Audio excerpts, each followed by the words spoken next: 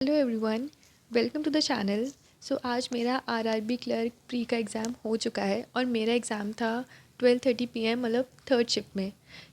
Let's start with the analysis. तो पहले हम रीजनिंग की बात कर लेते हैं। रीजनिंग में सिलॉग्स थे।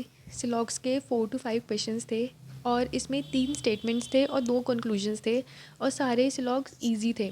ऐसा कोई भी कॉम्प्लेक्स सिलॉग नहीं था एंड ओनली अ फ्यू वाले भी कुछ सिलॉग्स थे लेकिन इजी थे, इजीली बन जा रहे थे। Next inequality. तो इनइक्वालिटी भी बहुत छोटी छोटी सी इनइक्वालिटी थी, कोई लंबा नहीं था, छोटे से इनइक्वालिटी दे रखी थी और उसमें क्वेश्चंस पूछे थे। तो ये भी बहुत इजीली हो रहा था, कोई इसमें ये नहीं था, वो लेंथ ज़्यादा नहीं थी, छोटा सा था, इजीली हो रहा था। नेक्स्ट है alpha numeric series.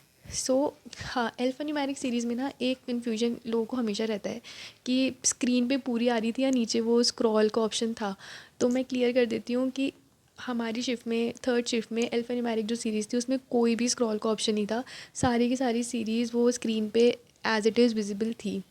Alpha numeric series के 5 क्वेश्चंस थे और पांचों क्वेश्चंस इजी थे। कोई क्वेश्चन ज़्यादा, मतलब ऐसा नहीं था लेंथ ज़्यादा है, नॉर्मल लेंथ थी, एक दो लाइन के क्वेश्चंस थे और सब इजीली हो रहे थे। नेक्स्ट है न्यूमेरिक सीरीज़। तो न्यूमेरिक सीरीज़ में आई थिंक 5 नंबर्स थे।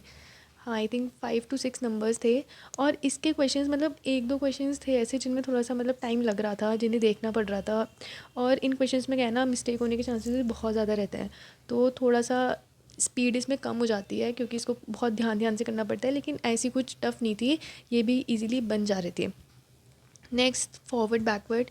तो इसका जो वर्ड था ना वो था कॉम्प्लेक्स और इसमें फॉरवर्ड बैकवर्ड पूछा था तो इसमें खाली एक वर्ड बन रहा था।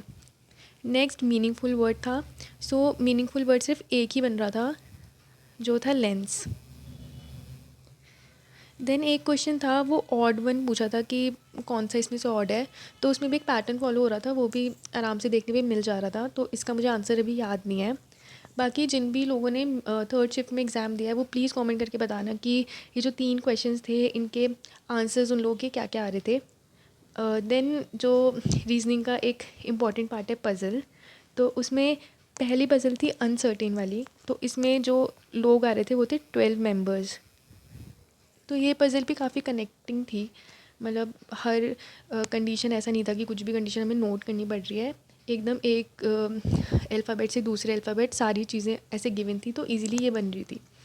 डिस्टेंस डायरेक्शन के 3 क्वेश्चंस थे और ये मतलब अल्फ़ाबेट्स गिवन थे, आई थिंक ABCD G तक कुछ थे शायद अल्फ़ाबेट्स। और इसमें बस डायरेक्ट ही दे रखा था कि B के इतने ईस्ट में A है, फिर A के नॉर्थ में, ये सब कुछ कनेक्ट करके था।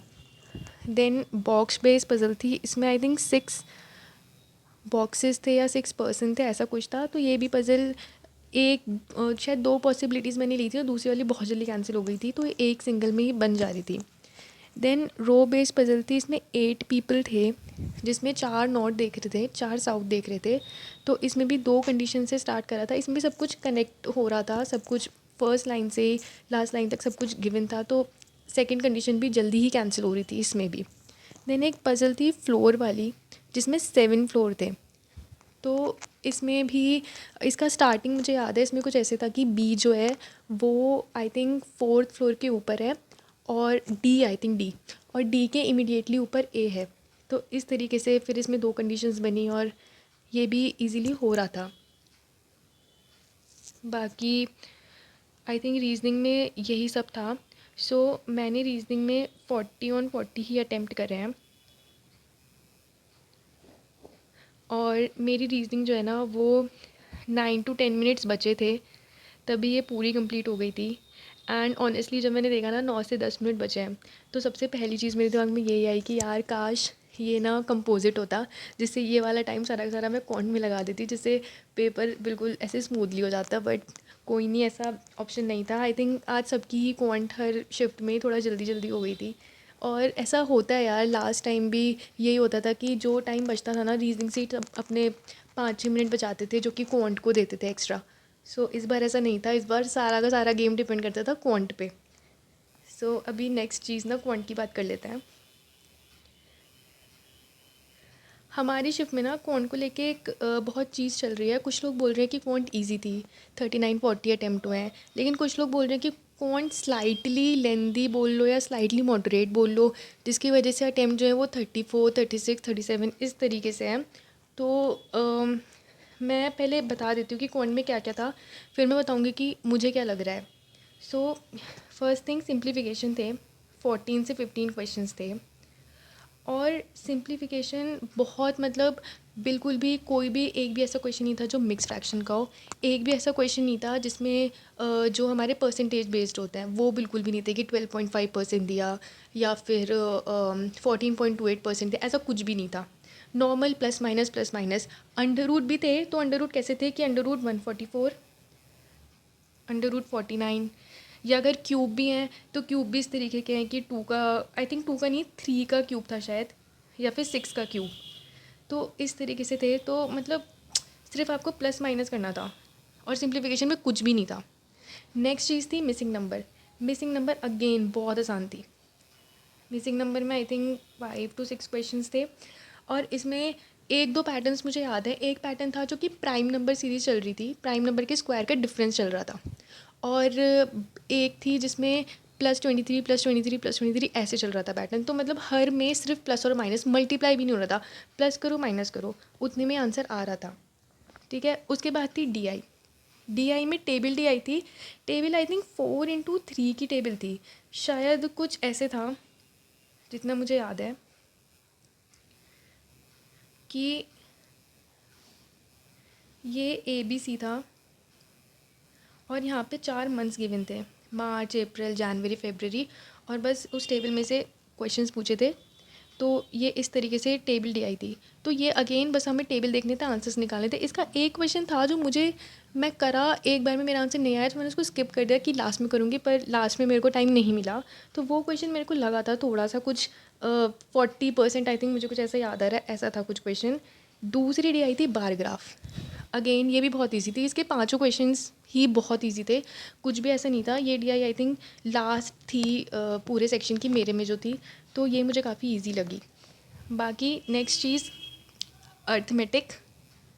सो अर्थमेटिक के कुछ आंसर्स ना मुझे याद हैं, जैसे एक मिक्सचर एलिगेशन वाला क्वेश्चन था, उसका आंसर 96 था। एक काउज बफेलोज इस तरीके से टाइम एंड वर्क का क्वेश्चन था, उसका आंसर 6 था। एक एजेस वाला क्वेश्चन था, उसमें 16 आ रहा था आंसर। देन एक पार्टनरशिप टाइप का क्वेश्चन था, उसमें दे रखा था कि कोई एक्स अमाउंट है जो 8:5 में डिवाइड हो रहा है, उसका answer I think 2880, I think ऐसे कुछ आ रहा था कि 8 आ रहा था लास्ट में। और यार मेरे को याद थे, अभी मेरे को आई थिंक इतने ही याद आ रहे हैं, 4 क्वेश्चंस। बाकी हाँ, एक पेरीमीटर वाला क्वेश्चन और था, उसका आंसर मुझे याद नहीं आ रहा। तो उसमें हमें रेक्टेंगल का पेरीमीटर दिया था, ऐसे कुछ करके था।